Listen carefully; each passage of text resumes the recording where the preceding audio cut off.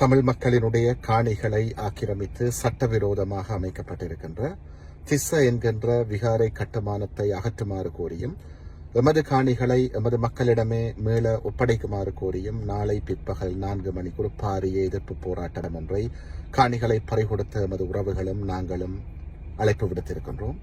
இதற்கு தாயக தமிழ் மக்கள் பெருவாரியாக வந்து உங்களது பரிபூரண ஆதரவை தர வேண்டும் என்று கேட்டு நிற்கின்றோம். ஏனென்றால் வடமாகாண ஆளுநர் முதல் ஒரு சில கோமாளித்தனமான பாராளுமன்ற உறுப்பினர்கள் வரை ஜேவிபியினுடைய உறுப்பினர்கள் உட்பட அத்தனை பேருமே இந்த காணிகளை சட்டவிரோதமாக ஆக்கிரமிப்பதற்கு முண்டு கொடுத்துக் கொண்டிருக்கின்றார்கள்.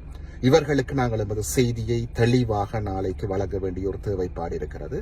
அல்லது இத்தகைய காணி ஆக்கிரமிப்புகள் வடகிழக்கெங்கும் விஸ்வரூபம் எடுக்கும், எமது அடையாளங்கள் மண் பறிபோகும்.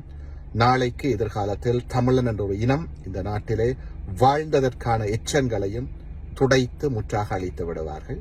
இவற்றுக்கு எதிராக எமது மிக காத்திரமான எதிர்ப்பை பதிவு செய்வதற்காகவும் இலக்கு ஒன்றுதான் இனத்தின் விடுதலை என்பதை பறைசாற்றுவதற்காகவும் எமது பிள்ளைகளினுடைய எதிர்கால இருப்பிற்காகவும் உங்கள் அனைவரையும் அன்புரிமையோடு அழைத்து நிற்கின்றோம்.